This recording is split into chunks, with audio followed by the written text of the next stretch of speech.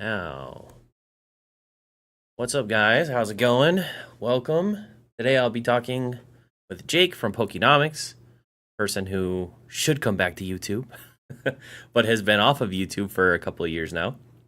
So, we're going to talk about a lot of stuff today. I have a whole kind of list and breakdown of different topics and things I'd like to get into. So, if I don't catch your question right away, it's because I have a lot that I personally want to talk to Jake about. So this will be more of a personal conversation. We'll try and get this stuff as we go through, or however it kind of fits into the whole live today. But Jake, since you haven't been on YouTube now for a couple of years, at least regularly for a couple of years, if you want to let people know, because I'm sure there's people in my audience that may not know who you are. Kind of crazy to say, but yeah, they may not know who you are. So if you want to give like a timeline of like when you got back in, going full time, like all that stuff, and just kind of break it down for us before we hop in. Sure, yeah, so my name's Jake, and I used to run the channel Pokenomics, the YouTube channel, and now I run a Discord and Patreon with Dan Catch 'em All Collectibles. Um, and Grew up with Pokemon, loved Pokemon as a kid. Found my collection maybe 8-10 years ago, my childhood collection at my mother's house. Hadn't thought about Pokemon or anything until, excuse me, until I found that collection, and then I was like pretty immediately hooked with nostalgia feelings. Started watching YouTube channels, going on E4, which is I guess what do they call them? Message board forum, the Elite Four forum. Just having conversations, meeting people in the hobby, watching the YouTube channels that did exist at that time, and yeah, over time, kind of just kept doing it. And every year that went by, I felt like I was doing it more and more, and I was enjoying it and kind of into it more and more. And eventually, I decided to kind of do it part time and try to make money off of it while I was collecting. Initially, it was just like I'm gonna make some money and then I'm gonna put that all back into collecting because collecting can be very expensive. And so to build my collection, I'll flip and resell and learn how to make money a little bit in order to do that. And then eventually, it was like, this is growing a lot. There's a lot of potential profit in it, and it's really fun to do. And decided to go more and more full time in it. And now, yeah, it's my pretty much my sole, or definitely the vast majority of my incomes come from some sort of Pokemon related venture. Nice. Yeah, I think one of the things that was very interesting when I first got in and found your channel and all the conversations you were having with people was that you were a practicing therapist at the time. And I felt like the way that you went about having these conversations was much more, provided a lot more nuance, and they were more in depth, and it was less surface level, more like let's really get into it and understand. You were willing to talk about hard topics like gambling and things like that, and some people liked it like me. Some people weren't happy that you were calling that stuff out too, and but I really appreciated that when I first got in. I felt like those conversations really helped me get to where I am now, at least building kind of a bedrock of knowledge and information that helped me kind of progress in what I'm doing now too. So that's really cool. So now you're full Appreciate that. time. Yeah, I enjoy having those conversations. So I was a philosophy and psychology student when I was younger, and I've always enjoyed looking at the psychology. And when I think about markets or talk about markets or collecting or anything, I enjoy thinking about it, psychologically, behaviorally, and so definitely brought those conversations or that approach to YouTube or when I talk to people in the hobby generally. And yeah, people who enjoy that sort of content or get value from those types of conversations, I think gravitated toward my channel years ago, and a lot of them have since started channels and are on Discords and pretty active in different spaces. So yeah. Yeah, yeah. I have to call out Alice. Thank you for the $20 super chat. She says, "Congrats on landing this whale for this interview, Java. Excited to hear you pick Jake's business minds. Thank you very much for that. That is awesome. I really appreciate that. Thank you for So donating to Java. yeah, thank you. So you're full time now with Pokemon, and you are in a partnership. Can you explain kind of the idea behind hopping into a partnership, or were you full time for a while prior to the partnership, and then how did that kind of progress into what it is now? Well, I did get married this year, so I'm in a life partnership as well. Yeah, there you go. Now, but as far as like the business partnership, yeah, so his name is Dylan Lefevre, and he's actually a former world champion of the game. He won in 2008, and is a pretty avid player, and has been a big collector and avid Pokemon fan for a long time. He's someone I met maybe 4 or 5 years ago now, something like that, 4 years ago, and just kind of struck up conversations and a friendship.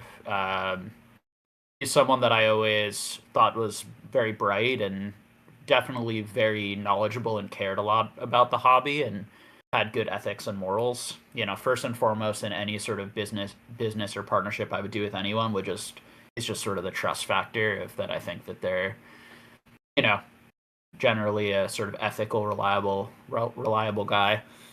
Yeah, and beyond just his sort of reliability, he is a hard worker and knowledgeable. So, he was someone I like working in. I always prefer partners and people that I'm kind of um, a little bit more peers with in a work environment rather than hiring people that I have to micromanage or teach too much or I love hiring someone to kind of fulfill a role and they're really good at that already, if possible. Obviously it's not always possible. Yeah. And with people like that you have to pay them well and appreciate them. And I always think paying someone as a partner, although there are definitely risks involved, it's a little bit of like a business marriage.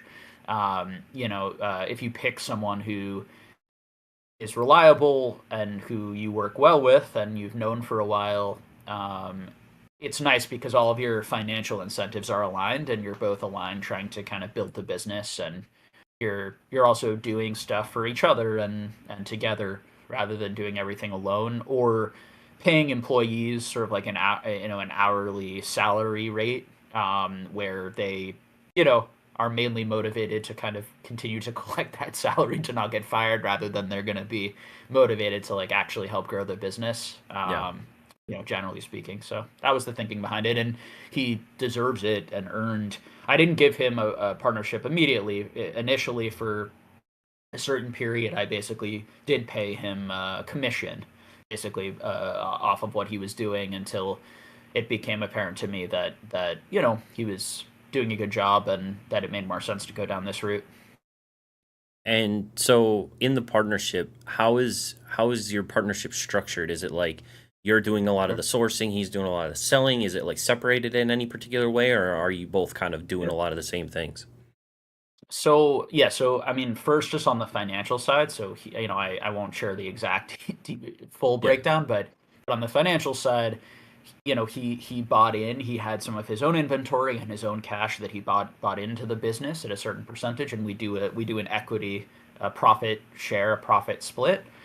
Um, the two major ways to do that is you can each sort of collect a salary for the job that you're doing and then profit share sort of the rest on top of that. We don't do it that way. We just do a complete profit share. But both of those ways I think are pretty effective ways of doing partnerships, equity partnerships. Um, to go to your question though, as far as like how we actually break down the workload, so initially, I was doing all of the sourcing, all of the deal making, or at least like 99% of it or whatever. Um, but as he sort of demonstrated, and I think also built up more skills and got more comfortable, maybe is the best way of putting it, because I think part of part of it is just kind of starting to feel comfortable selling cards, talking to people, particularly if you're live vending. And he was very comfortable selling on eBay and had quite a bit of experience selling on eBay. So I had him run the eBay store basically and start there. But now he does everything that I do, and I definitely do. I tend to do the biggest deals. The if there are major decisions, I'm usually involved in those, or we're involved in those together. But no, but he pretty much has free reign and freedom, within a certain amount of money to just make smart decisions that make the business money. So, Okay. and but generally speaking, my primary job is the buying, the sourcing, and his primary job is the online selling, the eBay, that Gotcha. sort of thing. Yeah. Okay. Have you guys ever butt heads on certain decisions, like buying a collection or something? You're like, I really want to buy, and he's like, I don't know if it's a really good idea, and there's like a back and forth. Or do you have an example or something you could share, or is it pretty conducive? Oh, Oh, did I just cut off? we can still hear you, but your mic or your Oh, there you weird. go, you're back. Oh, strange. Sorry about that. No, you're good. Uh, Actually, no. We really have never butted heads. Um, That's good. yeah, I think we have personalities that work well together, and we tend to think the same mostly, and we're both fairly cautious. And at the end of the day, they're sort of math. We both are very data driven and math Mm. driven, so we just make math arguments, and then we're like, yeah, that mathematically makes more sense to do that. Let's do that. Yeah, And obviously, I mean, and I think we tend to think and feel the same about the market. And yeah, it's never been, I mean, there are definitely times where we're a little bit, maybe a little apart on something, but never enough that it stopped me from doing what I was going to do anyway, or stopped him from doing what he would do anyway, I would say. And gotcha. I think the area where he had the least um, practice in was the sort of negotiating and the Mm. interacting. And so that's an area where I think was a bit more where more of the learning came from. But I never saw him overstep, or he's a cautious guy. So Yeah, if anything, the two of us are you know uh, definitely on the cautious side of things, and um, the cautious side of optimum money making, which is where I like to be. yeah, so so yeah, it works pretty well. That's not necessarily the case. So it's there are definitely business partners who drive each other crazy, and yeah, it's not always the end of the world if that happens, because often if you're having lots of debates, it's because you have different skill sets or different visions, and sometimes that can be good, although I think too much conflict is usually pretty bad. yeah. Yeah, I always hear like, yeah, business partnerships either go really well or they go really poorly. It seems like there is, I don't know. Um, there is a part of me that has thought about like either partnering someone or bringing someone in, but I don't know. After working at like a corporate job and having coworkers and having a boss that you have to answer to and stuff like that, and there's just a part of me that's like, man, it's really nice that I can kind of just do this on my own, and it gives me that gratification to just do it on my own. But then I think scaling is really hard to do on my own. Like it's so much easier to I feel like if you can find a partnership like that and have someone that you're on the same page with, that you can scale your business so much more if if you can basically like duplicate yourself, or have someone that's similar enough. So that's pretty cool that you found that. Yeah. I think the benefits are yes. The first one, right, is that literally one person cannot, like, at a certain point you're gonna need more employees if you Yeah, want to do more things. So there's literally you'll run into that, whether they're partners or just employees that you're hiring and paying an hourly wage. yeah, But the other things, right, is skill sets, like other people, if they have different skills than you and can help you grow and help your business grow in ways that you just wouldn't feel comfortable doing or wouldn't do yourself. I think that's a really good reason to partner. So if there's something that makes you anxious, or something that you feel like you don't have the skill set to do, but you think it would be really good for your business, that could be a reason to partner with someone or bring someone on to really help grow an area of the business that maybe is not your strong suit for whatever yeah, reason. And then I think the third reason is because it's fun, because you like socializing more at work, and you want to be less isolated, and you want to build stuff with other people, and some of the headache that comes along with that is the same headache that comes along with like any socializing in life, which Yeah, yeah. is it's like yeah, you got to deal with another person, and and hopefully you get along pretty well, but there's always going to be some work that has to be put into that relationship, and in Dylan and I's relationship, trust was something that had already a decent amount had been built up over years, but we're still building trust now, and I trust him Yeah. quite a bit more now than I did 6 months ago, 8 months ago. And then going through things and seeing people succeed or seeing what they're like in different scenarios helps you trust them more and more, I think.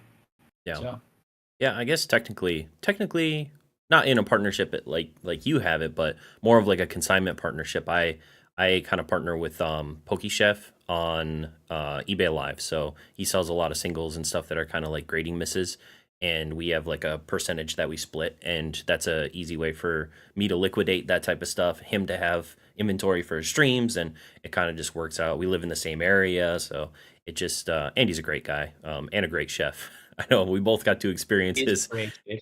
his Yes. cooking, so that Yeah, was very very, good. very kind person, and it was really fun also the way he talked about the cooking. That was such a great time, and Yeah. watching Dan in the kitchen with him and being so excited also. That was really, really nice. Yeah, shout out to Pokemon Wonder too for having us there, and Yeah. Yep. everyone who kind of put that together. So Yeah, it that was was that great. was really nice time. Okay, so my next section is kind of like a not word association, but kind of phrase association. So I have two sets of phrases. One of them that was probably becoming popular as you kind of stepped off of YouTube, and then one that's a couple phrases that have become popular now, kind of like Rudyisms and Okay, stuff like that. Um, okay. so I want to get your initial thoughts when I read these out. How Sure. do you think about them, and how would you break these down, and if you think they're important, or just whatever your first impressions. So the first combo of phrases, and I'm saying them both at the same time because I think they bleed into each other, is turn your brain off and print, and analysis paralysis. Okay. What do you think of those? I think they are shorthands that can be helpful, like anything else. I think I guess taking the first one first. I do well, and I guess they can kind of go together. Think like it can be very simple to just explain certain time periods as there's just a ton of positivity and a ton of demand and a ton of interest, and that interest is obviously in many cases very speculative and very sort of dopamine hit driven, but that's what's going on. And so rather than trying to think so much about when it's going to end, trying to take advantage of it while it's going. So, but I don't think that means you turn off your brain in the sense of like these are just going to go up forever, but I think you can simplify your strategy of like, okay, what goes up must come down to some degree, but it could double and triple and quadruple until it comes down. And what is your business primarily? Is your business speculating on is Pokemon going to go up, or is your business buying under market and then selling at market, or grading cards to try to make a little bit more money, or is your business live streaming and opening packs and opening product, or buying product at market and then or a little under market and then opening packs at a fixed price, and that being making some margin there, whatever your business model is, you do have to think about how to adapt that to the current environment. And so like in this environment, for example, your current inventory might go up quite a bit, and there might be some profit there, but it may be harder to buy inventory right now because everyone is like, prices are going to keep going up, so I don't want to sell it anymore. I don't want to sell it 70-80%. It's going to keep going up, right? So you start having these conversations. So using your brain to, it's very simple from one perspective what's going on. It it's infinitely complex in understanding all of the different people and dynamics, right? But it's very simple from a whatever word isn't going to offend people, but bubble psychology, market perspective of what's happening. There isn't that much to think about there. It's like, okay, there's that, but what do I do? Am I going to shut down my business during a period like that, or am I going to lower my risk somewhat by maybe buying a little bit less and selling a little bit more? But I think in order to have prepared for that, I think the problem people run into sometimes is they didn't prepare well because they didn't have a lot of inventory on hand. And so now they're hey, my thing keeps going off here. It's just turning itself off. I'm trying to think where I was. Yeah, so I think if you have a business in collectibles, um, and it's the way that I would think about it is that this market. See if I can get my camera back on here. Yep, there you go. It's a bit of an old camera. Let's see if I can plug it in a little better. So if you're in a market where 80%, 90% of the people buying things are new to that market, that's a very unstable, volatile environment. And we've had a few of those markets, including right now, in the last 5 to 6 years.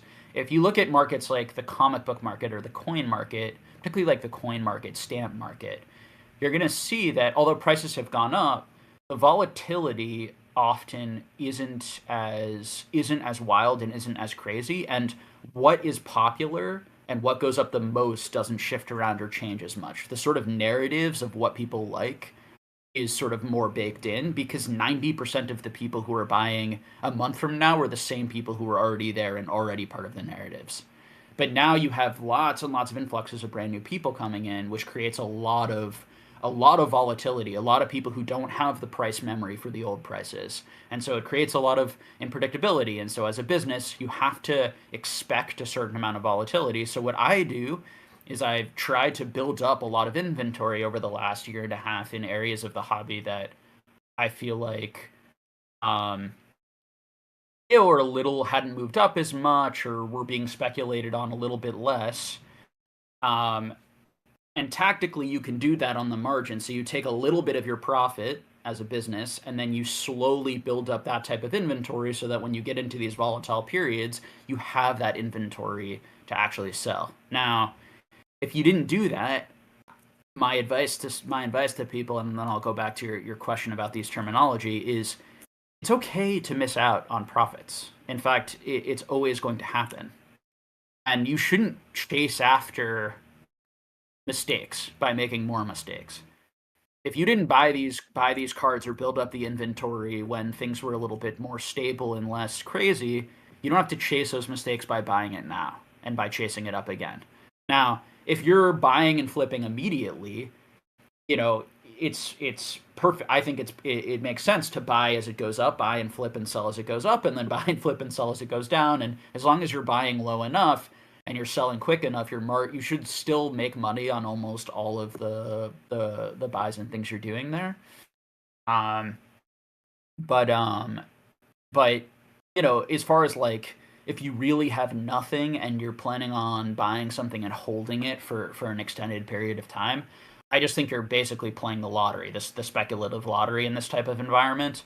And you could buy this specific card today and it could double in a week or it could halve in a week. Or 2 weeks or 3 weeks. And the whole print idea of that is like, well, what about all the people who buy it at the top? Because in order for it to have gotten to the top, I just saw some prices coming down on those, like the 151 Charizard. In order for it to have gotten in a PSA 10 to get to 1200, like lots of people had to buy it at 1200, 1100, 1000, and now it's back down to 800, 700. So did they print? Who printed on those cards? The people who printed on those cards were the people who owned a lot of them before the price went up, before the movement happened. There's also a lot of people who are giving that advice who made like $200 or $300 on a card. That's not real business advice. You can't feed your family on making $200 on a card or $300 on a card. You have to develop strategies and a business where you can make repeatedly thousands and thousands of dollars each month, no matter what the market is doing.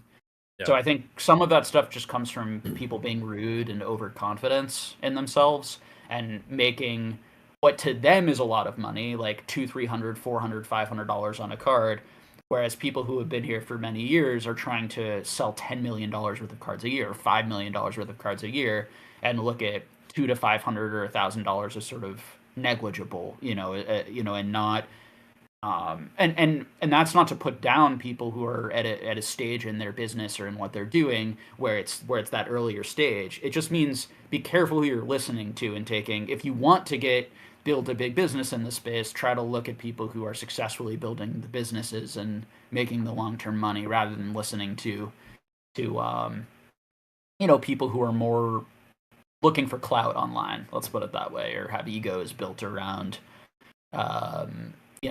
and make their money from trying to grow their channel or this or that. So that's what I would say about it. And what were the two? I forget. It was print and turn off your brain and print and analysis paralysis. Yeah, I mean analysis paralysis. Like I just think it's always good to critically think through things. But certainly once you've thought through it, you shouldn't ruminate. There's a difference between like intrusive thoughts that you're ruminating on and critical thinking where you've thought through something, you figured out mathematically what the best decision is to do, and then you go do it. The reason I think people seem like they're in analysis paralysis is because they're on YouTube having the same conversations over and over and over again. I think a lot of the people who are having the same conversations over and over again, they're not paralyzed. They're making a lot of money behind the scenes and acting. They're practicing what they preach. I mean, I can speak for myself or for Dan or whatever, but practicing what they preach every single day. I'm not sure there's much analysis or paralysis happening. I do think that analysis paralysis can happen for people, but that generally comes from insecurity and from kind of thinking that's not particularly productive or rational or moves it forward, and usually has more to do with one's emotions and one's relationship to their thinking than the actual thinking in and of itself. I think it's kind of a it's I get the point. The point is useful, but it's not. I don't think it's really accurately describing the phenomenon of when people are paralyzed in analysis. Yeah. It's emotional. It's not really intellectual so much. It's tough because I think both of the phrases are good if you understand the nuances and where they're coming from and all that stuff, but they get boiled down to these phrases, and then all these new people come into the space and they hear the phrases over and over again, and they're not taking in the knowledge that the person has that is now using the phrase. So it's just not being conveyed well, and then they just. But yeah, I mean, to me, I think you're right on with like one thing that I feel like people struggle to do and can't do, and I've been talking about this a little bit recently, is people really can't separate their emotions from their money, like their spending from how they feel about that spending. So one of the examples I saw in a chat, and I'm sorry if you watch this back, but I'm just using it as an example. I'm not going to say what your name was. But they said in the chat, I don't watch Pokemon content because I don't want to be influenced by Pokemon influencers. I do my best Pokemon work thinking for myself. And I think that's kind of interesting, but at the same time, if you're not hearing different perspectives from other people, then kind of like, what are you missing out on? Or are you just kind of there? It's tough because you want to be confident in the things that you're doing because they're working for you, but you also shouldn't be so deterred by what somebody says. And I think that's where the emotion comes in. Because if I flip Japanese and that's all I do is flip Japanese, and someone comes in and says Japanese Pokemon cards suck, and it's like I can either get mad at that person or I can be like, I make thousands of dollars every month flipping Japanese Pokemon cards. Like, I don't care whether or not you think it sucks. But I do think there are genuinely some people who are killing it. But if someone says the wrong thing to them, they get so emotionally frustrated because then they start to second guess. And think, oh, maybe what I'm doing isn't the correct thing to do, and maybe I should be thinking about that and all that stuff, and then it builds into, at least your mind maybe overthinking things and then turning into that. But I also think this whole idea of like I shouldn't watch any Pokemon influencers because I might be challenged and then my life will fall apart or my business will fall apart. I don't know why it's so hard for people to separate the emotion from the money. Why do you have any kind of idea between that? I could say something, right? Like if I say if I talk about an economic subject right now, I don't get to control how people hear it and how people think about it. And so when I say things, for some people it's going to be helpful, for some people it might be unhelpful. The exact same things, depending on how they interpret it and depending on how they apply it. Because they could take what I'm saying and apply it in a way that I didn't intend. So even if I wasn't necessarily quote unquote wrong, if I'm talking about which I tend to do, I don't talk, I tend not to talk like very specifics. I don't try to predict very specific movements in the market. I try to talk like big sort of long term things. But if you apply that, like one person, I still get messages from people saying, "Thank you so much, Jake. You saved me so much money. Like you're this helped me, right?" And then I haven't gotten these messages in a while, but I would used to get a message saying, "Ha ha, I said it Jake. before we started, or at least at the Thankfully I beginning of the didn't. live. Well, thankfully I didn't listen to you. If I had listened to you, I wouldn't have bought the sealed product, and I wouldn't have made the money that I made, right?" And it's a fundamental misunderstanding of your relationship to me. Either way, I'm giving broad economic concepts and ideas. It's up to each individual there to apply it, to their own personal situation. So to answer your question directly, and why I phrased it like that is, not having personal emotional responses first initially comes from that awareness that like everyone is going to have a different reaction to you and interpret your words in different ways. And so and the advice I'm giving, like I might give exact, like if I was your financial advisor or someone's specific financial advisor, I would probably say something very different than what I might say to the masses, or say most broadly. Yeah. um and how to take things less personally in general, or like why people take things personally, because of a common, so many possible reasons, right? Like they're trying to prove themselves to other people in their lives, and they feel like they haven't achieved enough in their life, and so they're looking for, or in that moment, right? And so they're looking for affirmation, which is something that, any healthy human being has looked for to some degree. I think that there's sort of a healthier amount where you're tending to look for some affirmation from people who are close, and from people who are successful, or who are thoughtful, or and who care about you. The issue is our brains don't actually work that way.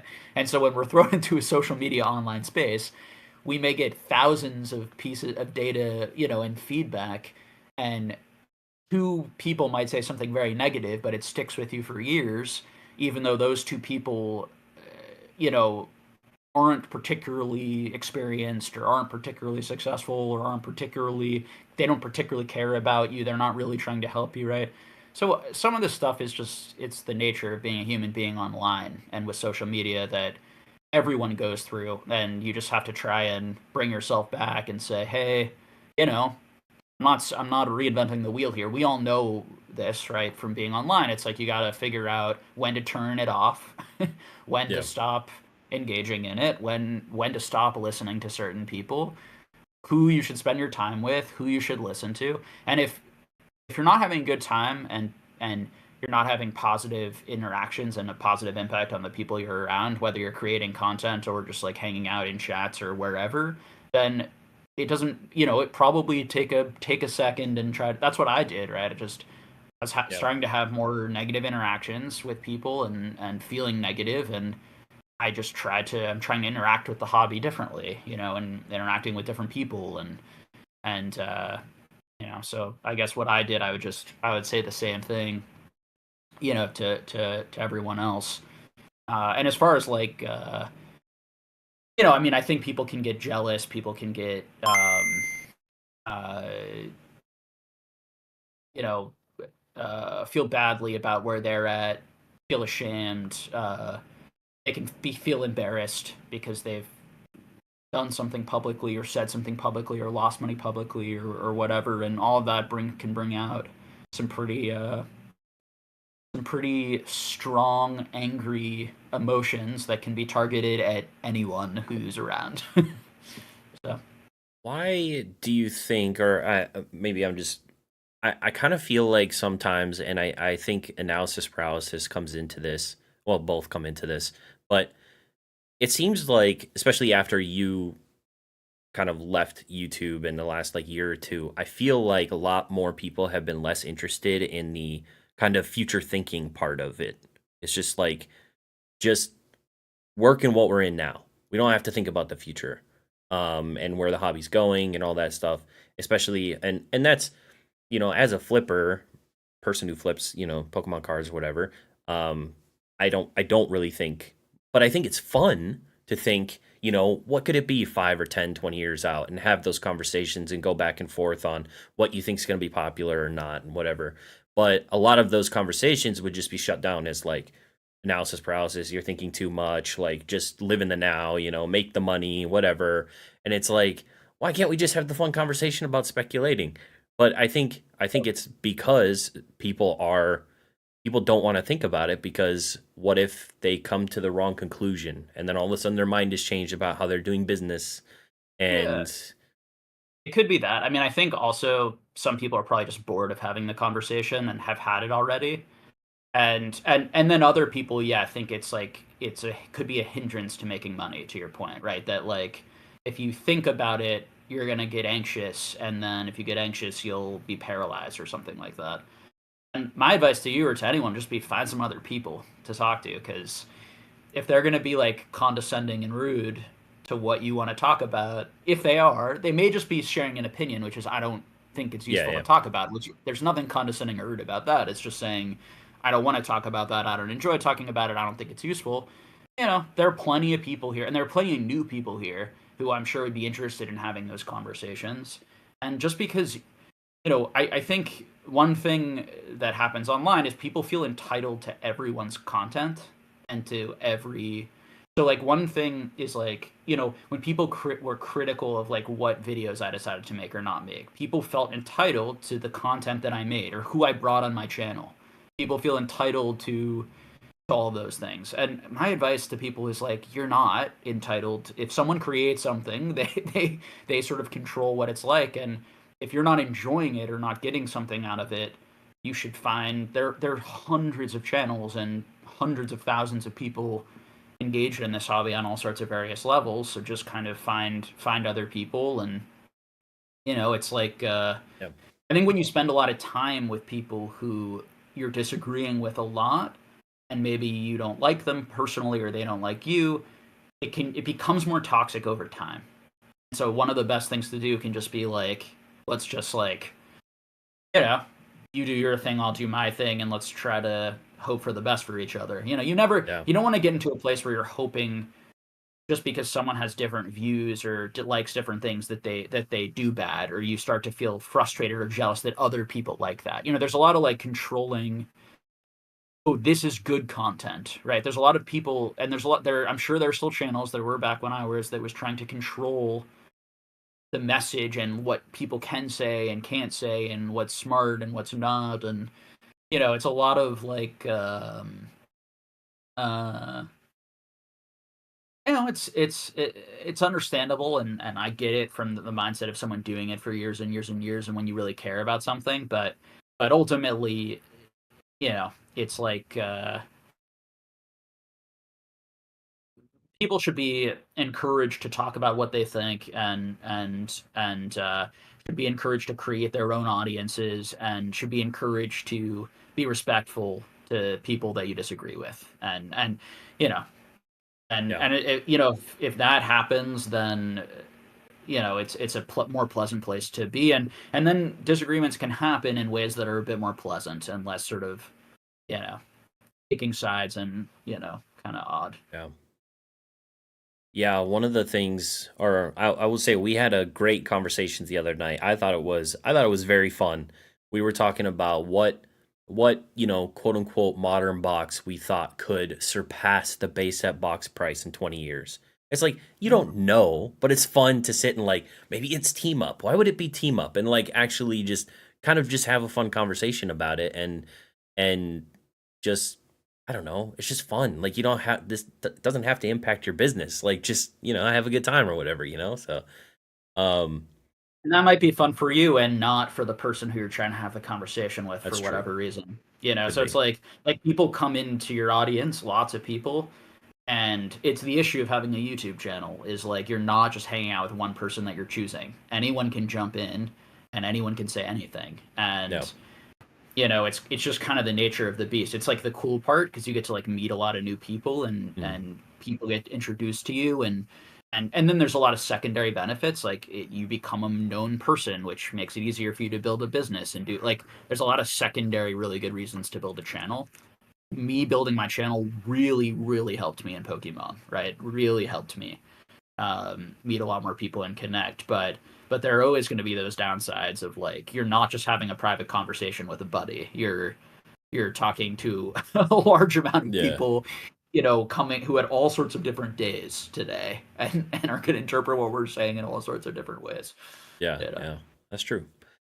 So I have two more or one more set of Sure. phrases. The first one is today's price is tomorrow's discount. That's a Rudyism that has become Say that again. Space is tomorrow's discount. today's price is tomorrow's Oh, discount. today's price. Okay. Today's And price is tomorrow's then discount. Okay. one that goes with it is time is undefeated. That was said in my stream from someone in the chat at some point. So Yeah. basically just this idea that everything keeps going up. And that's kind of been a narrative for a while now. Yeah. It's um it's I'll take the second one in particular because it's really important to understand why that's wrong from a very long time perspective. So relevance is undefeated. Time can make things more relevant and people can care about them more with time, or people can care about something less with time. That's a much more accurate, sophisticated way to look at collectibles and things because none of this has intrinsic value. So the value comes from the fact is it relevant to people's lives? Do people have positive feelings about it? Do people want it? Do people desire it? And given enough time, things can actually go from being very relevant to being completely irrelevant. And True. there's plenty of items from the history of the world that we can say went through periods of intense relevancy, artists, pop culture fads, and then became not relevant. Now, there are things that are extremely historic to a lot of people. And when I say historic or culturally significant, really what that just means is it means a lot to a lot of people. Yeah. And when there are things that mean a lot to a lot of people, they are way more sticky over time. And I would agree with this person that the more time goes by, there is a decent potential that it will go up in value. Part of it's sort of inflation, population growth, the sort of natural stuff that's happened. Although that may not the next 100 years we may not see the same type of population growth or inflation. We don't know. But putting that sort of aside, but it's think about your collectibles like that.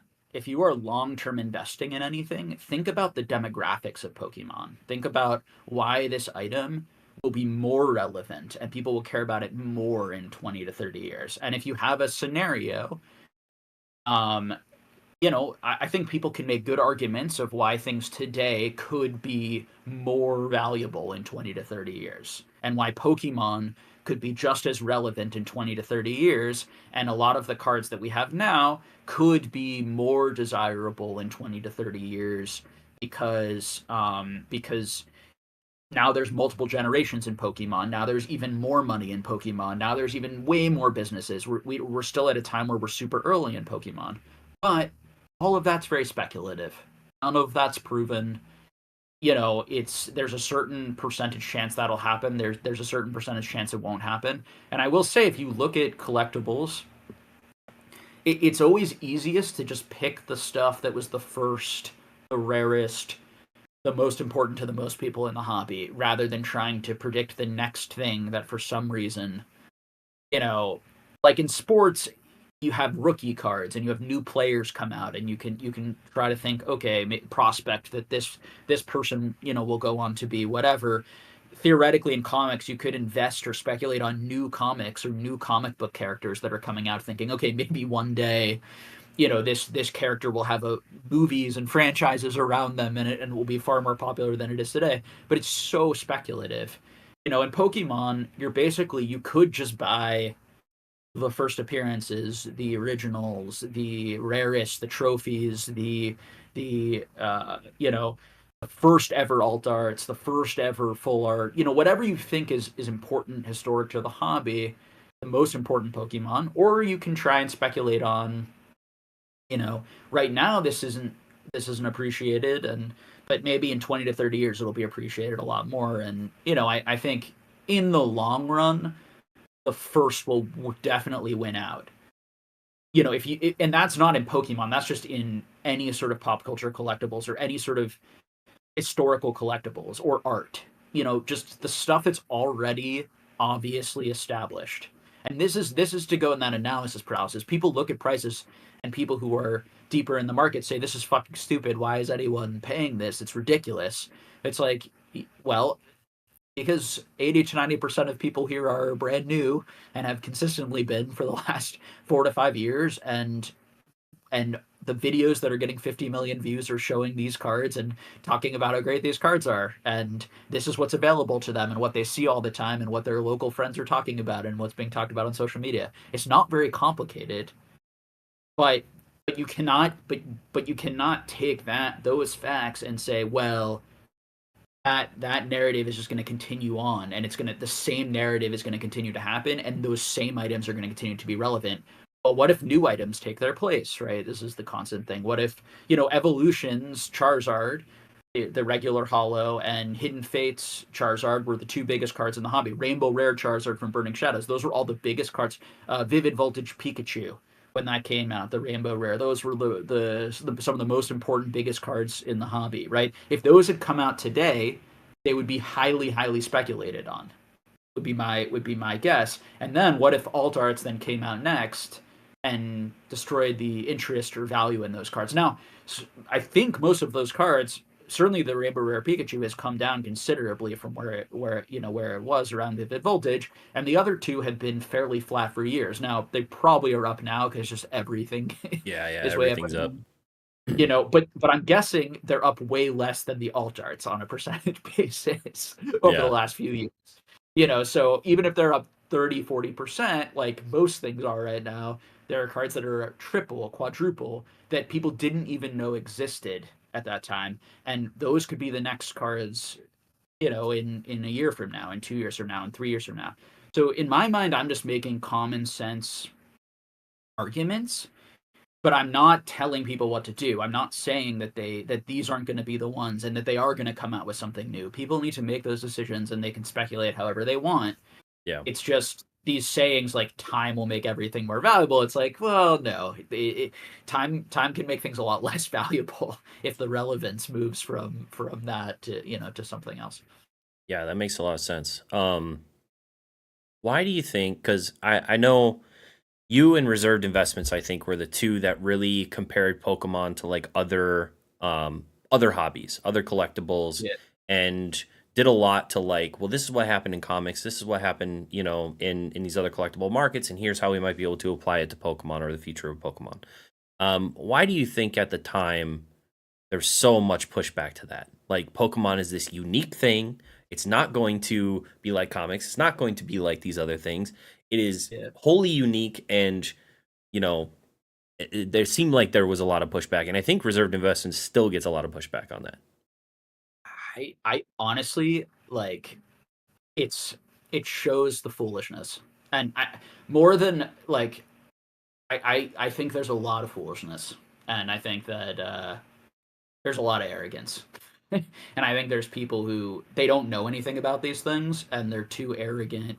I think when they hear it, they think, well, they shouldn't be part of their. Jake is saying that I can't be part of the conversation because I don't know anything about this. Hmm. And I think that I think it's a direct ego attack, and and they're too lazy to learn. A lot of the people, or they're not interested, or whatever. But Yeah. clearly, having more knowledge about pop culture collectibles and how they've acted over the last 20, 30, 40, 50 years is going to be valuable to you if you are investing and speculating or building businesses within collectibles, even if it ends up being very different. Yeah. You know, there of course there's a chance that Pokemon acts quite differently, okay? But you know, there's also a chance of anything. There's some degree of chance of anything happening. When you go and you put your money on double zeros, there's a a chance that double zero is going to come up on roulette and you're going to make a huge amount of money. So it's everything is probabilistic, and you want to give yourself the best chance by being the most educated, by being the most aware of patterns. And historical patterns are a much better predictor of human behavior, than just looking at a bubble period. Most of the people who are doing analysis, they really have only been in Pokemon, and they've only been talking about it publicly since we've been in a bubble period, since we've been in a boom cycle. And a bubble period and a boom cycle does not mean that Pokemon won't be bigger in 20 to 30 years. Okay, I hope it will be. In some ways I'm speculating and betting it will. All right, but it still describes the psychology and the mindset, and a lot of these people just like need to lose a lot of money, and maybe they'll be humbled. I don't know. Like it's unfortunate when people get arrogant and then they give people bad advice, or they echo chamber that arrogance, because it causes a lot of pain and a lot of toxicity for a lot of people. Yeah. It sort of is transparently what it is. And it does surprise me that more people aren't like, oh, that's obviously what this is. It's super transparent. It's surprising to me, as someone who, like, I guess perceives it as so transparent. But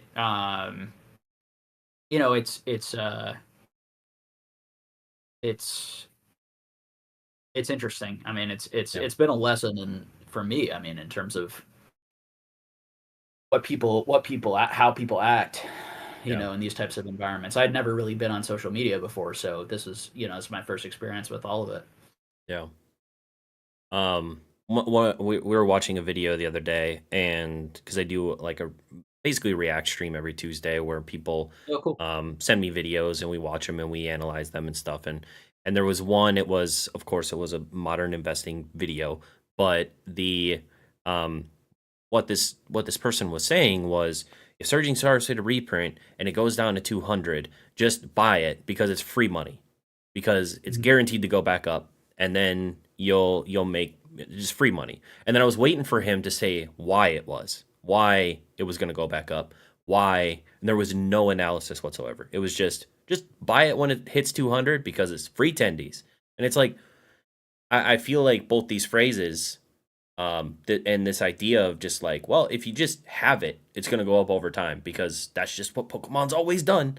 And it just frustrated the hell out of me, because it's like we're just shoving aside fundamentals that are important to why these things might go up or down, and just saying, yeah, buy everything because everything just goes up. And So there are two ways to make an analysis of that, right? So one is you could look at the last, 3, 4, 5 sets, and you could say the last 3, 4, 5 sets have done that or haven't done that, right? And then you can say, well, maybe 3 out of the 5 sets haven't done that, but they weren't as good as this set. This set's really popular, right? So, let's look at that, and then we're going to say, because of these, there is some chance that it will happen again with this. And maybe it is an above 50% chance.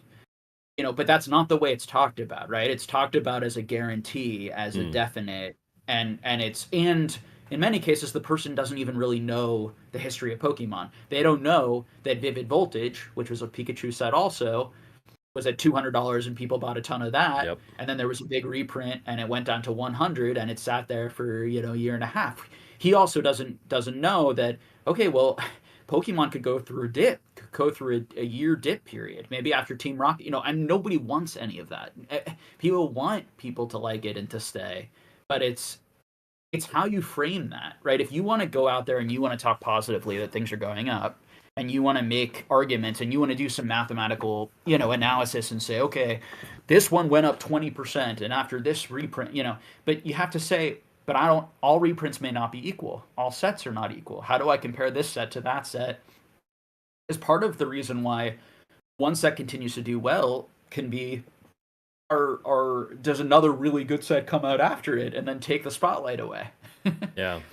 You Yeah, I know, guess. and I think, yeah, I guess in some way it's probably just like an audience cycle too, because we were new in 2020. We're now in another boom period. There's probably all these new people coming in now, especially making, because if you talk about modern investing, you just get views. That's just how it works on YouTube. of course.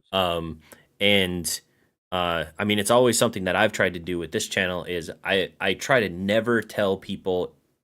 I'll tell people what I'm doing so that they can like inform their own decisions with my actions, but I'm not ever saying you should buy this, because I don't know, it just doesn't appeal to me at all, for because I know that all these new people are going to come in, they're going to look at me, someone who every month I do like a breakdown video of all the money I made, the previous month, and what cards were the top flips and stuff like that, and that is going to, for some people, it's going to be like, oh, I should listen to this guy because he's making money in this. What is he doing? I'm going to do exactly that. Or what is he going to tell me to do? I'm going to do exactly that. And Yeah. then and then I I mean, create a one problem. person, well, one person will watch your video and do what you did and make money, and one person may do it and lose money, and neither of that's her fault. I think as long as you're saying, this is what I did the last month, it doesn't mean it's going to work the next month. Yeah, yeah, One, and two, like there's speculation in all of this, and if you do exactly what I'm doing, you may lose. yeah, There and as long as you understand those risks, like you know, then you're helping people. I mean, you're being helpful. You're giving information. You're sharing information, and you're sharing knowledge, and you're not misleading them by saying you're always right and you guarantee and whatever. yeah, And then I think it's does a lot more good than bad. But there's always going to be people who watch it and it does bad to them, and yeah, it sucks. But like it's just the nature of putting out video. I mean, I had like over 1 million views on my channel. Obviously, lots of people came in contact with my videos, and a certain percentage of them it impacted them negatively in some way because so many people watched it. Right? yeah, yeah. It is what it is. Yeah, I think I guess since we're kind of floating around the idea of influence and the influence of creators and stuff like that, we can go into that section. Really surprising to me the amount of people who don't think. I've mentioned this a couple times on the channel, and every time in the chat, it's popular to disagree with this take. Apparently, the idea that someone who has a channel can influence another person into spending money, and whether or not that person who said the thing should be held accountable in any way for that. A lot of people are just like, no, because if that person is an adult, they're making the decision, they're spending the money, and no matter how they were influenced or who they watched or anything like that, it doesn't matter, because at the end of the day, they're an adult. And for me, like, it's pretty obvious that people get influenced to do things by what people say. Like I said, people are going to come to my channel, they're going to come to Dan's channel, they're going to go to different channels, and they're going to be like, "Oh, these guys know what they're doing. These guys are the quote unquote experts. They make a lot of money. Look at the thumbnails, all the money in the thumbnails, and I'm just going to do exactly what they do." And Dan made a video. he'll be okay with me saying this. He made a video about the 25th anniversary Charizard, or the what celebrations Charizard, and it was basically saying like, this is free tendies. Like, buy these on TCG Player. It's like a 80% PSA 10 rate or whatever. You can flip them and make money. And then in the Discord, in the Discord, every single PSA return for like months after that, it was like, here's 10 celebration Charizard, 10 celebration Charizard. And so it's pretty obvious that I think that we can influence people into spending their money in certain ways. And it's just interesting to me that people just don't seem to think that that's the case, or they're willing to excuse behavior, or kind of shady-ish behavior, by just saying, oh, they're an adult, so Yeah, it's I mean, not on me, it's I not on them, or as far as like who like legally, or I don't think any of this is illegal, and I don't think anyone's going to enforce this. But as far as like you're in my feelings, we're very entitled to our feelings of, and I think they're healthy, positive feelings that we don't like to see people taken advantage of, and we don't like to see people get hurt by egoic, arrogant people who don't have a lot of experience and are talking way beyond their skis. Like, I think that makes us people who care about people. So, I don't think you have anything to be ashamed of there. It's uh as far as like adults are going to do what they're going to do, like, I think, sure. I mean, and from a legal, I think there's a reason why legally, people are, because who's going to police what is good advice and bad advice? Like, these things are just not. These are all in the court of public opinion, and frankly, like, in a lot of cases, the court of public opinion decides in the opposite of what I think, right? Or decides, that this person or this idea is the idea we want to hear, right now, at least, or whatever. And you have to just be comfortable. I try to be comfortable with it. Control what you can control. Don't lose yourself in it. I think for me, I felt like I lost myself on my YouTube channel in terms of like, I felt like the anger and frustration, and I just sort of like lost my you know center of sorts. So, I think there's a huge liability online, to having that happen. And frankly, I think most of these people and most of these guys, right, they're all searching for clicks, and they're all trying to grow their money and their channel and their views, and anyone who's on YouTube, almost anyone is interacting with that all the time, and they're like, well, I didn't get as many views on this video, I'm going to try to get more on this one, whatever. That's part of the ecosystem. So it's just a nature. It's the nature of online content with large groups of people. Um, and I don't think there's anything. I think holier than thou stuff is where you might get pushback, because I think, like, I do think that, understandably, like, if anyone, including you or I, right, acts holier than thou, like, we don't care about money, we don't care about people thinking we're this or that, like, that's where I think like, some understandable pushback can happen. But I actually think a lot of it's a misunderstanding, and people don't realize, like, from me, at least 95% plus of the time, it's just coming from a place of, like, we're icked out.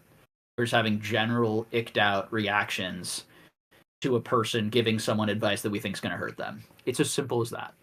Yeah. I'm a human Yeah. being. I see someone say something. I think it's really stupid and annoying and irritating because it's going to hurt someone. And I think it's going to hurt someone, or I think there's a good chance, or I think it's bad advice. But they have their right to give bad advice, and I'm not the arbiter of what's good and bad advice. The person, to go back to what you said, the adult, the person who's listening to it, is deciding to watch that content, is deciding that that person actually gives good advice, is deciding that that person is on their side or is trying to help them. And, they are adults, and they're making that decision. And the person making the content, in most cases, they think they're great, and they think they're doing great things. So, I think it's very rare that you're going to have someone who thinks that they're manipulating their audience or thinks that they're taking advantage of their audience. I think most of these people like think they're giving good advice or that it's harmless or positive, and Yeah. so and you have the right to be like they're wrong or delusional or whatever. Yeah, yeah. Yeah, So I think a lot of I'm trying to think. The I don't know. There is I mean, I try to be very deliberate about it, but I'm sure that there's people that have watched my channel and gone on Buy E and gotten scammed or something like that because I buy cards on Buy E. It's like that makes me feel bad. Like if someone had DM'd me and said, "Yeah, I tried Buy E for the first time and I got scammed." Like, yes, I've made so many videos on how to. I mean, I just got scammed recently, so who am I to say anything? But I've made multiple videos on like here's how you can mitigate your risk and everything on Buy E and all that stuff. So I feel like I've done as much as I can, but at the same time, it's like I would still feel bad if someone was like, "Yeah, I tried Buy E because of your video and I got scammed and I lost money." I would feel very bad about that, and I'm sure that based on those videos and based on all the videos that I have, that at least one person out there has been scammed and had tried that service because of me. And it's like I yeah. feel like I don't know. There's so Well, many I other think it's people that do content that just don't think about it that way. They're I just like, mean, I'm just it's putting out my stuff and whatever. it's antisocial and it's sociopathic to not care about the impacts you have on other people.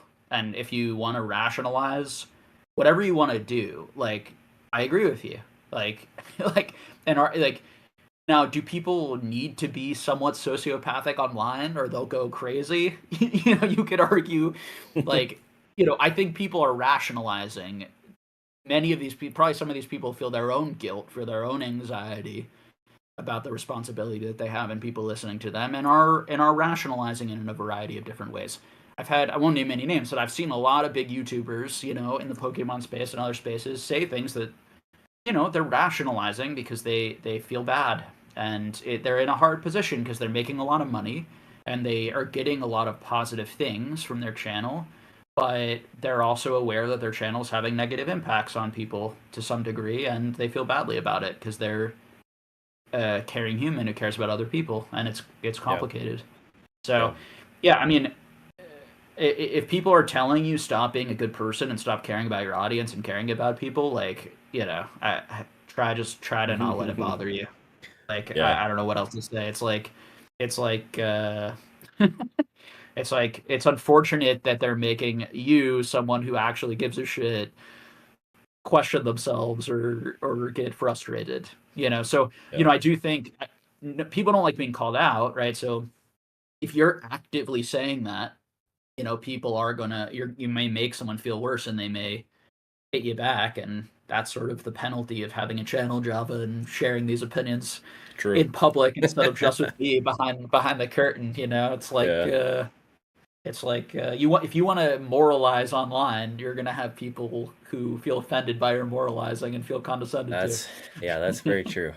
Um, But you got to be so moral. Like the answer is not to be unethical, yeah, clearly. yeah, yeah, Right? yeah, yeah. So it's like you don't just do what they do, which is just turn that part of themselves off and rationalize any of their behavior as it's just business and we're all adults. I can do whatever to you. If you fall for it, it's on you. Like, Yeah, I mean, in some ways, I feel like it's kind of feeling a little like I watch like CoffeeZilla every once in a while and all the crypto rug pulls and everything. It yeah, in some ways, the way that some people talk in this space is like it just feels like they're just duping people. Like that's just what they're doing. They're just duping people. They're making their money. They're duping other people, and they're just cool with it. Like it just doesn't phase them. It's like, man, that just doesn't sit well with it's me at hard all. to it's hard to know, right? Like you Yeah, see someone online, like how much they're just doing it because they like the ad revenue, they like the clicks, they are trying and they just may not take it as seriously in the sense that like they're just here to try to like build a channel and make some money off of content. They're not really here to like be a fucking Pokemon business expert and think deeply about collectibles. Like it's just yeah, yeah, not and they may pretend to be that to some degree because it helps them with their other goal. But um, but I don't think most of the people watching content are looking for any of that anyway. They're just looking for like simple, easy. Most people who go onto YouTube and search content, they're looking for like, what do I buy today? And it's not Yeah. unethical. They're not investing. They're just like top five things to buy today. It's like, oh, I'm just getting back into Pokemon. I have $50. Where should I spend it? I don't want a 3 hour, mutual therapy session with two guys talking about how they handle the ethics and the ups. You know what I'm saying? But like, Yeah. and that doesn't mean what we're doing is bad. I think it's great, but it's just not for that audience, and it's not going to be Yeah. Yeah. appealing. It's Oh, it's like true. for good reason. And if I joined a brand new hobby, I wouldn't start with this video. Yeah. I would probably start with the top five things and the biggest channels and the ones with the most views, and it's like anything else. Well, I guess that's what was so good about, man, I forget exactly. I was watching like the bigger people when I got in, so like the real Breaking Nates and the the Yeah. Poke Revs and stuff like that. And somehow I think you interviewed one of them and it popped up in the recommended, and then it was just like from there it was just like, yeah, all this like, you know, entertaining stuff, kind of the fluff stuff, which is great. People love that too. But it was like, damn, this is the business Well, stuff is what I like, I and these find this more conversations are, entertaining. yeah, I find this more entertaining. So yeah, like some yeah, people there are people who would find this quite a bit more entertaining. And I don't mean us in our conversation, but I mean but I mean this, when I say this, I mean broadly speaking, like conversations about these types of topics done in this kind of yeah, way. yeah. It's just like you and I watching a top five video would be pretty boring and pointless because True. and if anything would irritate us. You know what I'm Yeah, saying? So like people are at different parts of the hobby. They're wanting different things.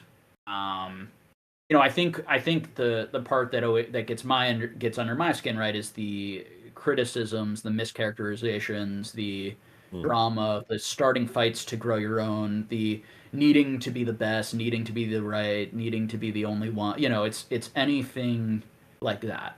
Um, yeah. It and it it just it is feels what like it is. it feels like it's got to come from insecurity in your decisions and how you're making your money and stuff, and choosing to fight those fights for for clicks or whatever, and Yeah. it's frustrating. Want to talk about gambling now? Okay. So Yeah, we can fight. obviously like the basis of Pokemon and ripping packs is it's gambling. Like that it's like legal gambling essentially. But going back to kind of the influence thing, there is a part of me that looks at rip and chips and thinks this is like gambling on steroids. Like this is like if you're sitting if you're sitting in the casino at the machine and you're pulling, and like when you're opening a pack by yourself, you're by yourself in the casino, no one's around you, you're just pulling by yourself, you're ripping a few packs. But like ripping chips is like you got 100 people around you cheering you on, wanting you to do one more, you know, pulling the casino lever over and over again. And it's just like, I don't know. I feel like, I've listened to some content where it's like a lot more people nowadays are finding themselves more lonely. And then these spaces are where they they have friends and they go for entertainment and all that stuff, and then it's very easy to suck those people into these scenarios where people are cheering them on, and kind of having their back and stuff like that in these communities. And it's got to be, I don't know, it feels more harmful than just ripping a pack. Like I know that they're offering more, like there is entertainment, there is the feeling of community, but at the same time it's like that, I don't know. It feels like it could be way more addictive because of the community aspect of it than just, you know. Well, it's dangerous when the business's incentives are not aligned with the customer's incentives. So when a business's incentives is to have someone continue to spend, if you look at a casino, Hmm, the incentive is to keep you there and for you to lose as much money as possible. right. And businesses that are designed more with like, we're going to provide you, with this service, and you're going to give us this exact amount. And it isn't like, we're not trying to like constantly sell you more than you need. Or now, of course, lots of businesses do function this way. They try to upsell you, they try to push things on you, they try to get you in the network, they try to, whatever, right? So they're what would be considered like somewhat predatory business practices, and then businesses that I would say are like clearly like beneficial, like benefiting people who interact with those businesses. Like, this is a business where like, 90+% of the people that are interacting with this business are having a positive experience, right? And so I think if you're building a rip and ship or whatever, if you're a caring person, if you're a decent person who cares about other people, if we're going to define a good person like that, it's just someone who cares about the well-being of the people that you come into contact with. I'm going to define it as simple as that. You're going to try to build a business where your incentives, although they may be your financial incentives may be different, you don't want to let your greed or your financial incentives be so much that they cause you to do things that may not be in the best interest of the people watching. And it's a very risky environment for all the reasons that you said, right? So so I think that one massive issue in society is what there's going to be more and more, way more literature about this, and it's going to become a huge mental health epidemic, in my opinion. But process addictions.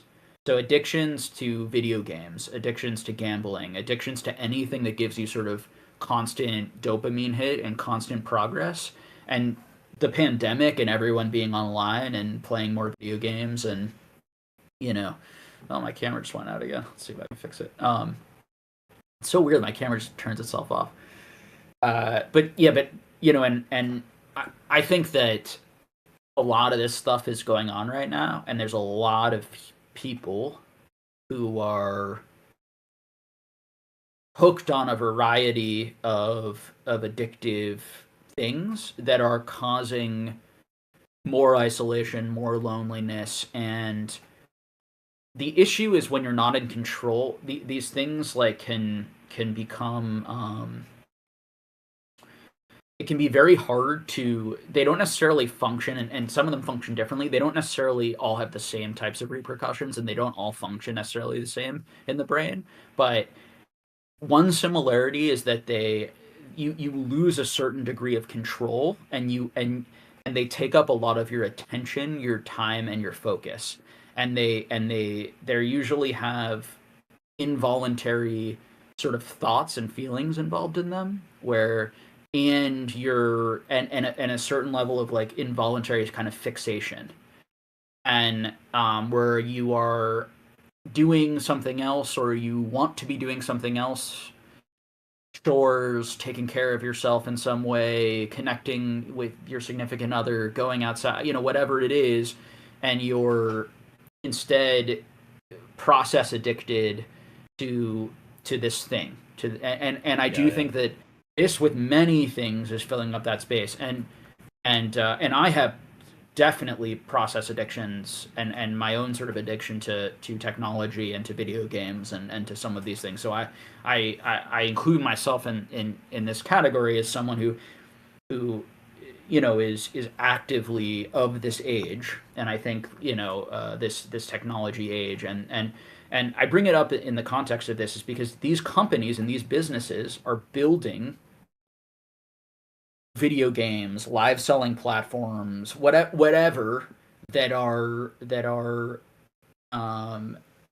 keeping people hooked, and keeping people hooked on the process, and getting sort of the next hit, the next win, making progress in a video game on their character, in a live stream, getting that pull, getting that excitement, getting that dopamine hit, and then having people see it, having people congratulate them, these types of things. And it's extremely fun and addicting for me to do all of these things.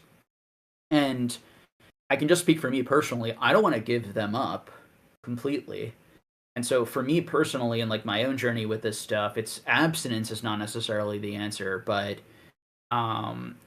trying to do them a little less, and do them within certain windows, and make sure that they're not getting in the way of like other things that I know are good for me or round me out a little bit better Yeah. as a human being.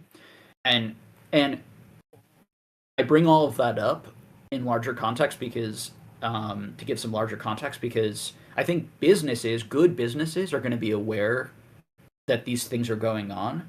And if you are developing an online business to people who are chronically online, there's going to be a lot of process addiction, and you're going to be dealing with people who have a lot of it, and you should build a product that can make you money but doesn't encourage people to do unhealthy things ideally or to go Yeah. outside of that. And so, I think there are ways to interact with this stuff that's like super fun, and then there are ways to interact with this stuff that's like very like extremely detrimental to people's lives, and the streamer can only do so much. Yeah. And I think a lot of it falls on the streamer and their and and the presentation, and I don't fundamentally have an issue with it.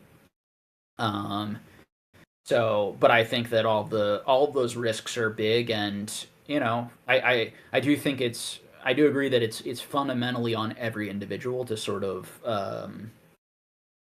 take care of themselves. Yeah. But good people also try their best to take care of other people in the process of why they're taking care of themselves. Yeah. So, Yeah. and particularly if you've already taken care of, like if you're making enough money, you really need to push that person or get that extra dollar or, you know, take advantage of your audience. There are people who lie to their audience, right? They lie to their audience about how much they're paying for stuff. They they push their audience. They say, "You're not buying enough today. I'm going to stop the stream." It varies, right? Versus like Dan and Ponga and them who and PK. Yeah. I've watched some of those streams where they're not pushing people and they're just sort of No, no, like, no. Yeah. here's the product, here's the price. Is it good for everyone? Probably not. I mean, certainly not. It right? And are there people who are using it who are addicted to it? Yes, but it's a better product and it's less addicting than other streams and streamers. And at some point, it kind of falls on the person watching to pull themselves off of it and to stop spending the money. Particularly Yeah. if the streamer isn't pushing them. And so that I guess would be my answer, something like that. Yeah. I don't know if Yeah. you saw there was a story on I think it was on the Dave Ramsey show. It's like a financial show. And there was Yeah. a guy who had racked up tens of thousands of dollars in Pokemon debt and had hid it from his wife, and then Sure. now they're in the process of getting divorced. Um, Sure. but there for him it was more of an addiction to growing an Instagram account, like a social media account, using Pokemon on Whatnot to do giveaways to then grow his Instagram. So he would Mm. buy Pokemon cards, just give it away to try and grow an Instagram account, like a social media following. Um, Interesting. and obviously that didn't work out, but that type of like that there was a selfish part of me that was like, I really want to see his watch history on YouTube. There was because I think that would be a really interesting use case of like this person who willingly comes out and says, you know what, I built up all this debt, all this horrible stuff is now happening to me in my life because of Pokemon. I think it would be a really interesting use case to be like, okay, what were the last like 10 or 20 videos that he watched on YouTube, or like who was he consistently watching, kind of in the space, and kind of really breaking it down and being like, okay, this is I don't know. It really doesn't matter who it would be, but I think that it would be interesting to dive into something like that to break down the psychological impact of certain content on people and how they interact with it, how they spend their money after watching it. Yeah, so I was like a therapist for 11 years, right? A mental health clinician, and 3 4 years into talking to people, you would still be uncovering new information, new insights, 5 6 7 years in. And meeting every single week and talking for an hour. And why I phrase it like that is like people are complex. they only know we only know certain parts of ourselves or certain aspects of ourselves. We can only articulate certain things, and so any sort of like online diagnosis that people make of like this person did this because of this and this content caused that, right? There's a Oh lot of yeah, like yeah. there's a lot of this stuff, right? There's a lot of these like online investigations and like claims made and things like, and I would say like for entertainment purposes, and I do think they're interesting discussions. I agree, and it's interesting to speculate as long as like I think when we talk about individuals, it makes me anxious because it's like it's bullshit because that individual like could have way more to do with their relationship with their father or their mother or True, something yeah. like, and it's like, and putting it on like the Poketuber who they just happen like they were just searching for anything to fill, who knows is my point, like where their process addiction, where their addiction to getting clicks, to getting to growing, like why that person was craving that so much that they did what they did, and it's unlikely, people, it's often when people are in a really bad spot, but then the business gives them like an opportunity to like make really bad decisions. Yeah. It's there's always this discussion in the country about like um, what causes mass shootings or what causes A B C D E and F. Is it mental health or is it like that they had you know access to guns or to the school, or there weren't enough people with guns to, or enough safety officers, or whichever side politically you're on any of these issues. And it's like, well, clearly it's a complicated combination Yeah. of both things, and in some cases it's a lot more one than the other, and it's um that's why you need mental health professionals, and also why these large scale studies, I think we're going to look back and realize that process addictions cause a lot. Like I have my own theories about sort of on a broad level why more of these kind of antisocial things are happening. Yeah. And because I think that process addictions are extremely isolating. I think they're very, very isolating. Um, and dehumanizing, and they cause people to do like very antisocial things, and society Yeah. has become a lot more like that, alienated. Now could there also be like things in our water and and plastics and cans, that's causing other issues, and but clearly, right, there are these phenomenon and things happening, and I think to bring it back to the Pokemon space, like as a caring human being, you know, and you're gonna go online and you're gonna talk and you're gonna share stuff and you're gonna do stuff, like there is some responsibility that you have in how you talk and what you say, and trying to have a positive impact on all of these things, and trying to help people feel more connected to the human race, more loved, more cared about, that they have um, they don't have to feel so isolated and lonely. Yeah. There might be ways of changing their behavior, changing their life, changing who they interact with, reflecting, figuring out where these things came from, where these things start, like in their life, like and in a YouTube video, it's like in this conversation, right? This is very different than top 5 Pokemon that most people are going to Yeah. search Yeah. for, and that's why a lot of these conversations, hopefully they happen between friends and privately, and all that stuff. So anyway, Yeah. Um let's see. Let's get but yeah, back so to online breaking culture and all that stuff, I think that stuff that's the danger of that stuff, is yeah. gambling and process type addictions. And if you're going to run a business, I would encourage you to read up on that stuff, understand that stuff, and try to create a business that doesn't harm people, and try not to be so money focused that you're willing to kind of cut corners there. Yeah. Yeah, I've seen quite a bit of this whole idea of morals getting in the way of you making money. That sort of talk, and it's like, Yeah. ugh, like we all want to make money, but we should do it in a way that's not negatively impacting other people, at least in my opinion. Yeah. But And sometimes it's hard because things are in a moral or ethical gray area. yeah, that's And true. then you get to sort of like, if I can't even do anything about it, why am I beating myself up about it? You get into these discussions, and I don't have good answers for those things. Yeah, It's hard. yeah.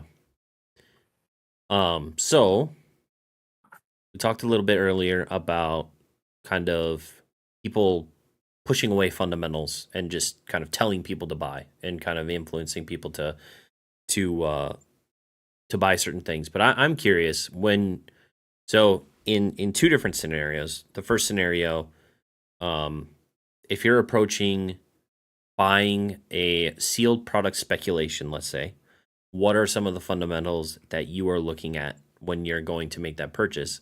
And how do those fundamentals differ from something that you are buying to flip or like a short term play? Are the fundamentals generally the same, or are you looking at different things for different scenarios?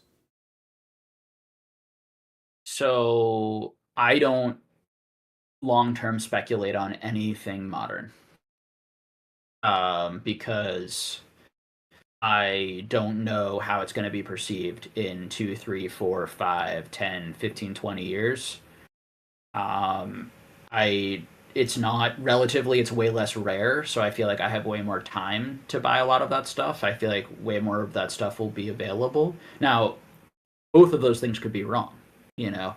Yeah. Um, in 5, 10, 15 years, because ultimately, if demand is high enough, it doesn't matter if there's 100 times, 1,000 times more of an item. If the demand is 10,000 times, it is what it is. But that's my guess. My guess is that it will be available, or it's more likely to be available than some of the other stuff. And I've seen, and so older, rarer, not minter doesn't really make a lot of sense, but older, rarer, and older is not necessarily true, but I would I would say more historic, critical to the hobby, and things that I think will stand the test of time and rarer.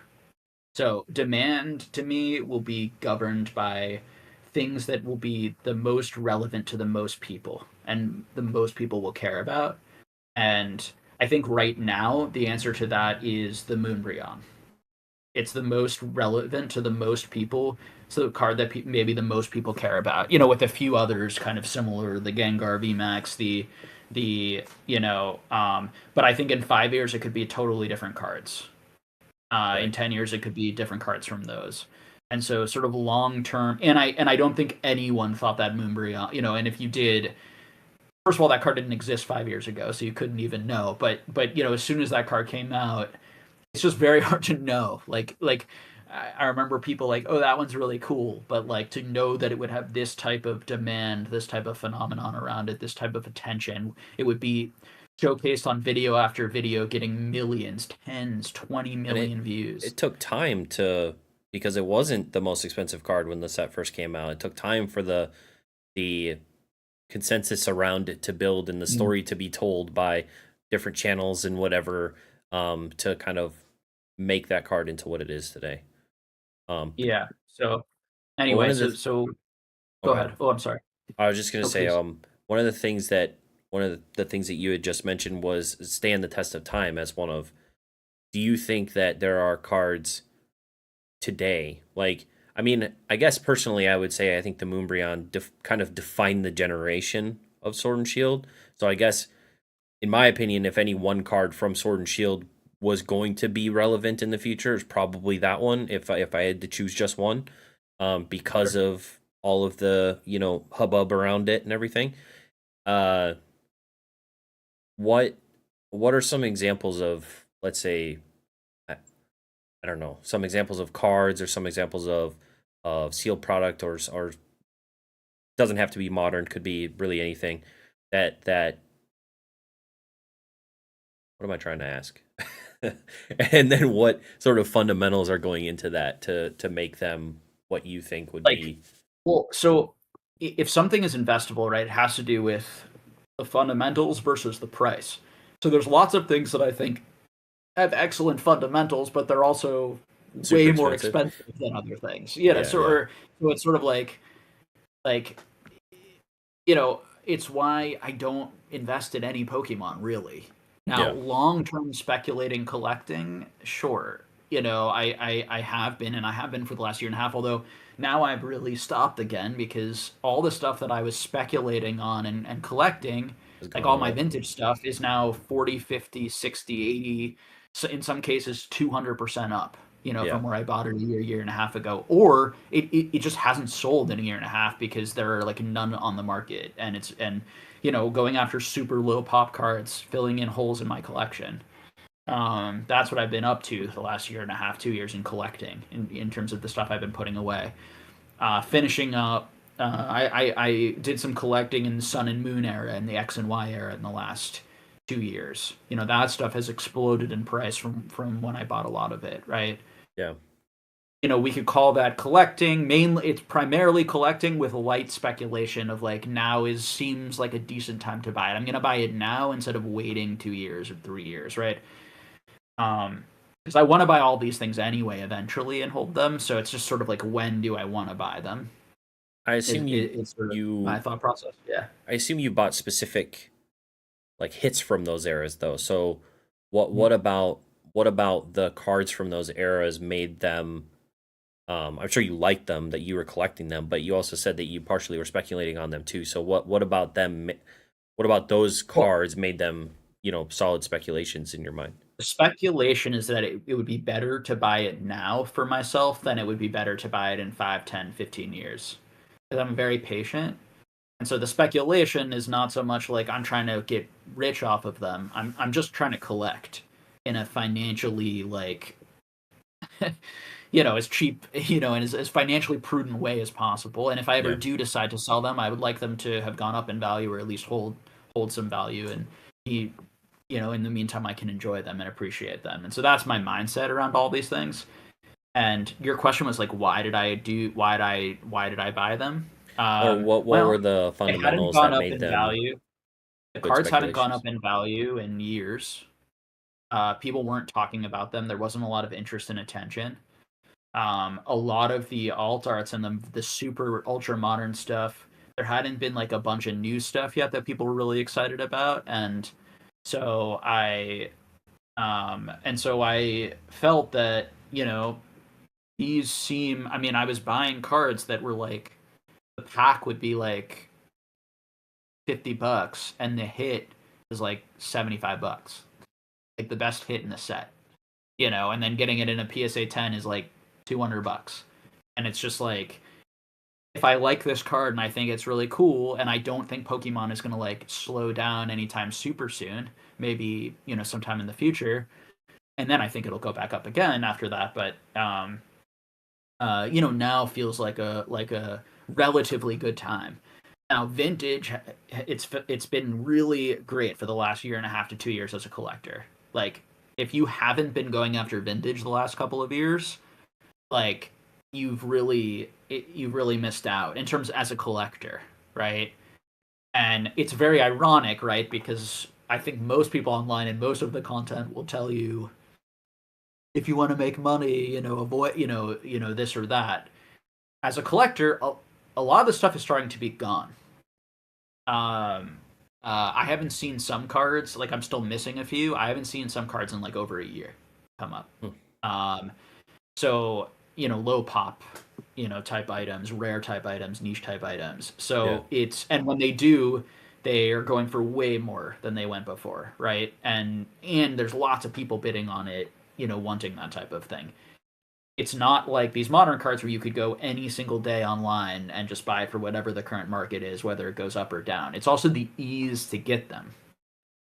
Um, uh, so as a collector, it's very hard to get these. If you have the money, it's extremely easy to buy any ultra modern card. Yeah. I mean, they're available everywhere. Yeah. In the highest Yeah, and grades. so and so as far as like fiscally, like was it a good decision or a bad decision? Collecting is not just all about that; it's also about attaining the items. because a lot of the items can literally become unattainable for an entire lifetime. There are Yeah. people collecting some of the biggest sports card collections in the world are totally incomplete because they didn't get this specific card or this specific grade or this specific item. So my long-term view is looking at things like that. Now the other part of that is that super long term, if you look at comic books, if you look at sports, if you look at the grails of the hobby and in really high to get grades and really great conditions have been the cards that have way outperformed the rest of the hobby over a long period of time. Now there are items within a short window that become relevant and go up a lot more. And Hmm. you're always going to have that with as long as the hobby's hot and people are interested, you're going to have that with modern stuff. But if you take a 30, 40, 50, 60 year chunk, it's gonna be the all-time greats in the best conditions. Yeah. You know, and of established hobbies. And you can bet against that for some reason if you want, but you're probably going to be wrong, and you're probably going to be wrong in the long run. And if you're not wrong, that's awesome. You were right, and you took a stab because you felt like this would be different for some reason, and all the power to you. But so I just go by what makes logical sense to me. What seems like common sense, and then to me, it's common sense why the cards that the most people know about that are the hardest to get, that are the first appearances, that are the most historic, would be the most expensive in any hobby. Um, because they're not replicable.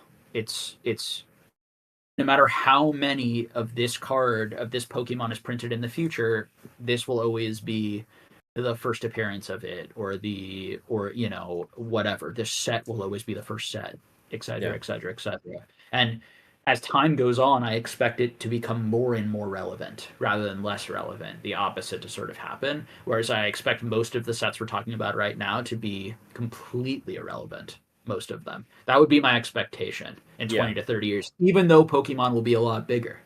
Yeah.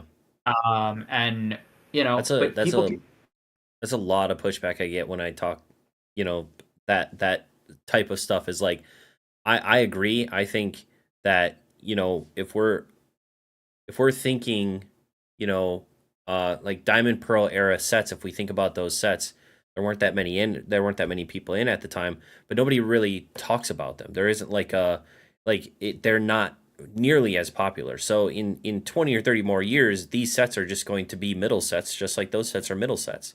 That doesn't mean that these sets will be irrelevant, but I really think like the the things that will always stay relevant, like you're saying, is like base set. Like base set is always going to be relevant because it's base set. It's base set first edition. It's base set, and then a lot of people will say, "Oh well, Diamond and Pearl is going to become more relevant in 10 or 15 years when the kids that were around during that period grow up." But then I feel like when I go to shows, and obviously this is not like it's small sample size, but I talk to kids and they're like, "Oh, what's your favorite Pokemon? Pikachu. What's your favorite Pokemon? Charizard. What's your favorite Pokemon?" And it's like, I, kids aren't saying Tinkaton. They're saying Charizard. They're saying Pikachu. They're saying, and a lot of these Pokemon that have always been popular, I think are still going to be popular with kids, in 20 years. Um, but yeah, yeah, I think everyone it's the seems to most think likely that, scenario, but it's yeah, not 100. Like we don't know, right? But yeah, it's yeah, like yeah, that seems like the most sensible bet. yeah, yeah, So if you're gonna make a bet, you might as well bet on the thing that makes more sense, regardless, and filter out like the stuff that's like filter out the noise, right? So and the short term day trading speculation, and in the long run, buy stuff that you like, that you see the value, that you think is important to the hobby, and don't listen. Now you can listen to other arguments to maybe inform your opinions, but if something doesn't make sense to you, you should never, you know, yeah, buy it. So anyway, it's now to your question, like business wise, flipping, reselling, I'm trying to engage in the thing that I can source the most and sell the most for the largest margin and the fastest liquidity, right? So, Yeah. that's whatever is the most relevant, whatever people care about the most, whatever the most people want is usually where I'm at.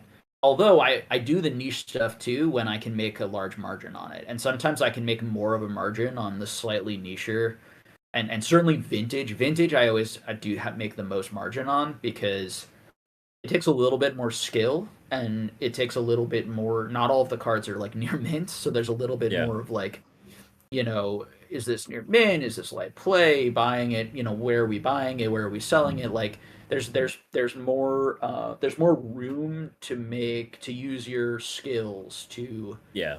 For everything's to modern, it's just all pack fresh buy. and Yeah, exactly. yeah. It's simple. You look it up on TCG Player. It has one price. It's easy. I'm able to buy vintage collections sometimes at quite a bit under market because people just don't put any effort to look up the values. They don't know the values. It's way harder to do. Um, so at this past Collecticon, I was buying collections that some vintage collections at very good margins, and the English and people are coming up with the modern English and wanting 95% all Yeah. day. So in this type of environment too. So a lot of it has to do obviously with the price I can actually get it at. But what would I prefer? I'd prefer to buy a bunch of the hottest, newest, highest demand stuff at as low of a margin as I possibly could get it. But sometimes that's what everyone's after. So it becomes difficult to get it at. In fact, it can ladder up the prices and push the prices up on that stuff. So Yeah. it's all part of the game. Yeah. Um, Yeah. and I don't think about I don't think about anything outside of a month at a time. For the most part, particularly with stuff like this, I'm expecting to sell it within 3-4 days, let alone a month. So, Yeah. if something has gone up a huge amount, am I going to buy 50 copies of it? Very unlikely, unless I'm getting a really good margin because I'm guessing or speculating that what goes up, the more it goes up, the more likely it's then to come down. Yeah. And if you want to go deeper into like the calculus of that, you can look at the rate in which it's going up, the rate in which it's going down. Is the rate increasing? Is the speed at which it's going up? Is the speed at which they're selling? Right. So as the price goes up, are more and more selling? Because if more and more are selling at higher and higher prices, it's likely going to continue to go up. If less are selling at higher and higher prices, it's more likely to plateau and start to come down. So Yeah. these are things you can technically look at. Now, I don't see in any modern videos, I don't see anyone doing those analysis. Which for anyone who wants to make really good modern videos, if you want to do that analysis and go on TCG Player and eBay and compile lists of what's at the actual sell-through rate at certain prices and show if it's increasing or decreasing, that would actually be That'd be useful cool. content in Yeah. terms of predicting those markets. Now would it be guaranteed and 100%? Of course not, because there's reprints because these markets are largely affected by buyouts by single individuals Yeah. sometimes. And there's just things that are super unpredictable, but would that generally be helpful? Absolutely. And but it would take a lot of work, and I don't know if people would watch it that much because you know, they just want the it's way easier to turn on your camera and say, I'm going to list the top 5 hottest sets and get 100,000 views. It's just like, Yeah. why would anyone slave over making that hard video that no one's going to watch? It's like, well, you got to be really dedicated and passionate about it. Dan will do it. Mr. Antiviral will will put it together. Yeah, if he cares enough, I don't. Does he Yeah. do those like analytic videos like that of the market? I feel like he does it of his business, Um but not of the market ever. At least I've never seen yeah, them. no, that's true. I think most of his stuff is what he's currently doing in his business, which is Yeah. what I do. So I like that content. But it would be fun to see kind of that what you were talking about, the sell through rates and Yeah. if they're increasing, decreasing, stuff like that. Maybe I'll do that for the Patreon one month. It's just a lot of That'd be work, cool. and it's only valuable for like a super small window. That's the thing. Is like it Yeah. becomes useless like 3 days from now. So it's Yeah. it's just kind of like um, it's a lot. Yeah. But if they could put that on an algorithm, like on one of the card tracking sites and things like that, and include some of that data. That would be, in live sort of that would be something that could be somewhat predictive, Yeah, of short term price movement. that'd be cool. Well, I Yeah, have one last topic it before we wrap it up. sounds good.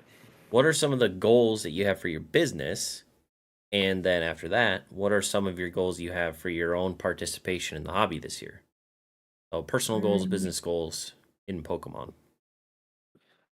Personal goals, just kind of keep hanging out with people. I want to go to shows and see people. Had a great time seeing people in Atlanta. Had a blast with the people who were there. Um, Went to a show in Seattle and had a really fun week. Just travel, be with people. Um, as far as on the collecting side, just continue knocking cards off my list of cards that I want in the variety of different hobbies I collect in. And yeah, maybe selling. I've been selling some of my collection or some parts, and trying to kind of focus more on figuring out, okay, I don't really care about this collection goal that much. Let me let that one go, or narrow it down, sell some of that to fund sort of a purchase over here. Been kind of tinkering around for the last year on that. And then I sell, if things go up a huge amount of my collection, I often sell them. And then with the idea of potentially buying it back later, or Yeah. and so I've been doing that for the past 2.5 years. So I do sell items occasionally when I get just massive offers on cards or items. I've had some Gengars recently. Gengar's just been so hot. I've had some offers that were just like, oh my god, like on Yeah. some like my Skyridge Gengar, and the Fire Red Leaf Green EX Gengar, just like offers that are like way over last sold, and that are like 4 times what they were going for, like when I bought it like a year and a half ago, that type of thing. And it's Yeah. like, yeah, all right, I'll sell, and then I'll wait, because the truth is I can wait for an auction and get it at 80% even in a month from now. Particularly Yeah. cards that come up fairly often, like that. So I tinker with that stuff, and yeah, just enjoying. I love collecting. I love adding new cards. It can be fun to sell cards and then have some money to buy some new stuff in. What Business else? wise? Business wise, I don't know, honestly. I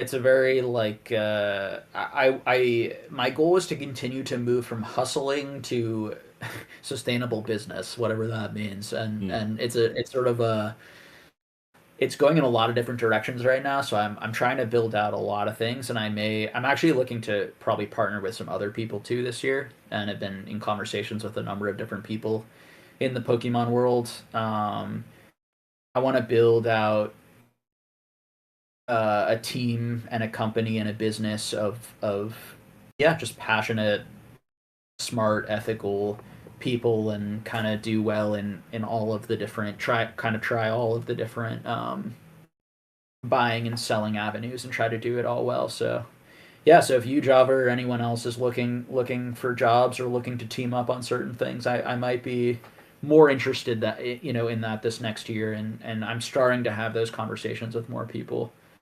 um DMs are open. How's yeah, that going? yeah, and yeah, yeah. I think as you said with Chef, like strategic partnerships are always good too, where you don't have to necessarily combine businesses, but just find, or starting new companies, new ventures together, but you still kind of have your own thing. There are lots of different ways to do it. Yeah. But I'm interested in exploring those options, and then just like continue the grind of like trying to buy stuff below market and sell it at or above, and Yeah. continue doing my consulting, continue doing the Patreon, and yeah, go to Nice. as many shows as I can, man. I love the shows. They're super fun. So Yeah. Yeah, for personal for me, same thing. It's like I just wanna prioritize more the shows and seeing the people and stuff like that, because it's just I mean I probably won't vend all that much this year either. I might vend Charlotte because I'm local, but in terms of collecticons, like I just want to go and have fun and hang out and walk around Yeah, and do that side of things and help people, with their own vending stuff and just do all that. It's I I I said it recently, but like if I could remove a certain percentage of profit from the business because I'm traveling more, but I'm able to see all those people more often, I would definitely do that. Like a thousand yeah, percent. Because I get a lot of satisfaction from hanging out with people. It's definitely an awesome me too, man. awesome side of this.